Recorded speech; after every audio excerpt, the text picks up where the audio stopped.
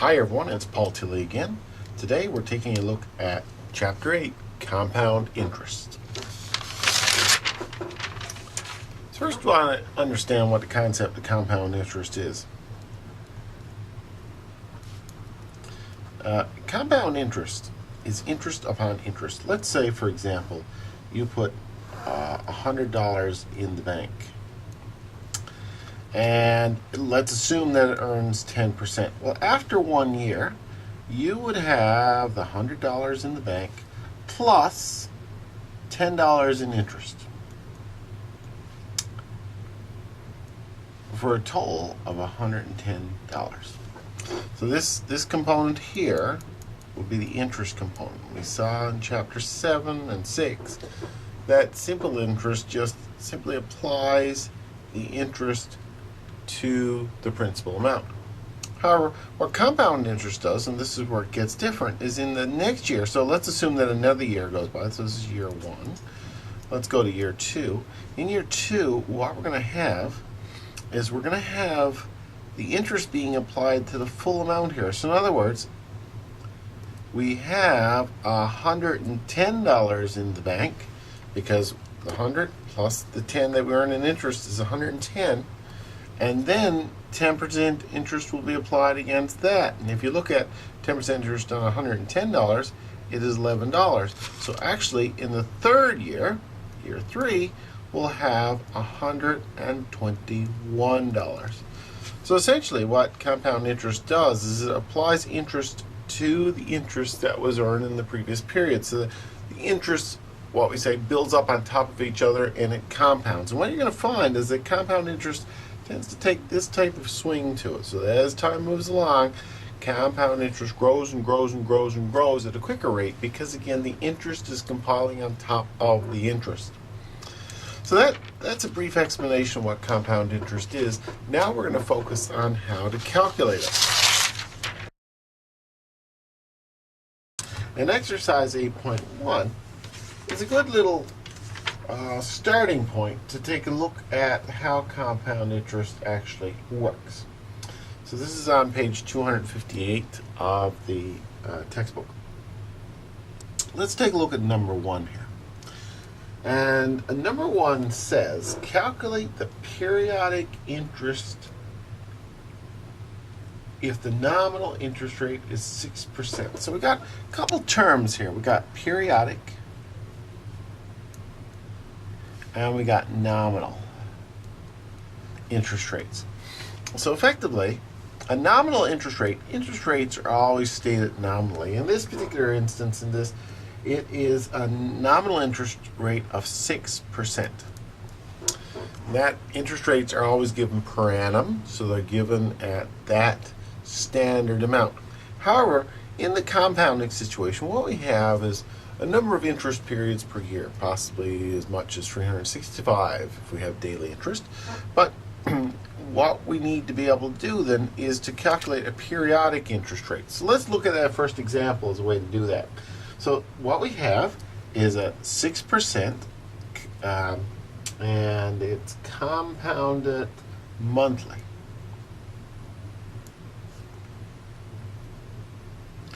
So we know then that there are 12 months per year. So what we need to do in order to calculate the periodic interest rate is to say, okay, well, let's take the 6% yearly rate divided by 12 months, because again, it's compounded monthly. We've got 12 compounding periods. So what this will come out is 0.5%. So effectively, the periodic rate at a monthly compounding is whatever the nominal rate is divided by 12, and that will give us 0.5 in this particular case. So that's the A scenario. They have B scenario as well here too. What if it were done quarterly, they ask again. We have 6% compounded quarterly. Now quarterly means 4 times a year. So effectively every 3 months there's interest put on. So what we do in order to calculate the periodic is to take the 6% in this case and divide it by the 4 periods. In this case, 1.5% quarterly. Okay? And in the case of the third case here, it's semi-annual. Now, semi-annual is a fancy term for 2 times a year. So again, a 6% compounded semi-annually. So we take our 6% and we divide it by 2 because there's 2 compounds a year. So that's 3% semi-annually. So that gives you a good starting point. Now we need to always keep in mind whenever we're talking about compounding, we're thinking about a periodic and a nominal rate. The rate will always be stated nominally. We need to convert it to a periodic rate. So that's that first major issue that you want to take a look at there in example 8.1. Okay, now let's take a look at number 3 there. Again in 8.1, take a look at number 3. Number 3 says, what periodic rate of interest compounding to 5.4% compounded quarterly, 5.4% compounded monthly. So 5.4% compounded quarterly. Okay, so what we have here is we are looking for the periodic.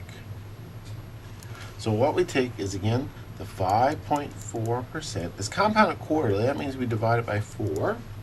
5.4 divided by 4 is 1.35% per quarter. And that's the periodic rate.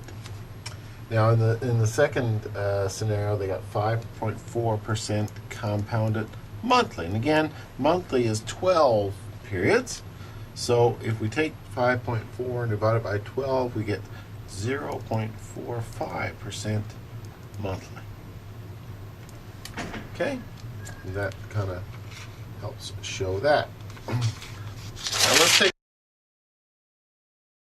a look at 8.15. Number 5. In the case of number 5, it says calculate the nominal interest rate if the periodic rate is. So find nominal if periodic is. Okay, let's take a look.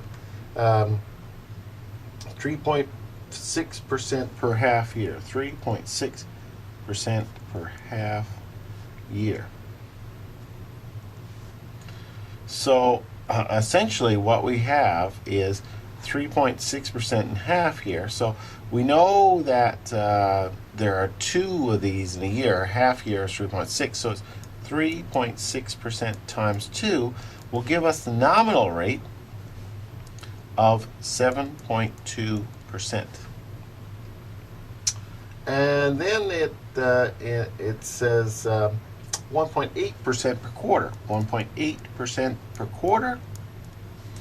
And again, we know that there are 4 quarters in a year, so 1.8% per quarter is 1.8 times 4 quarters, and that again will be 7.2%. And then we look at the next one, which says 0.6% per month. And again, we know there are 12 periods, 12 months, so 0.6 times 12, again, will be 7.2%. So the nominal rate is 7.2% throughout, but again, the periodic rates vary depending on how it is compounded. So that's number 5.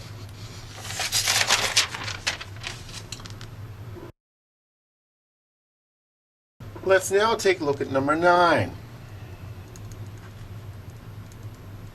Number 9 says, calculate the compounding frequency. Compounding frequency for a nominal rate, 6.6%, if the periodic rate of interest So the periodic is 1.65%.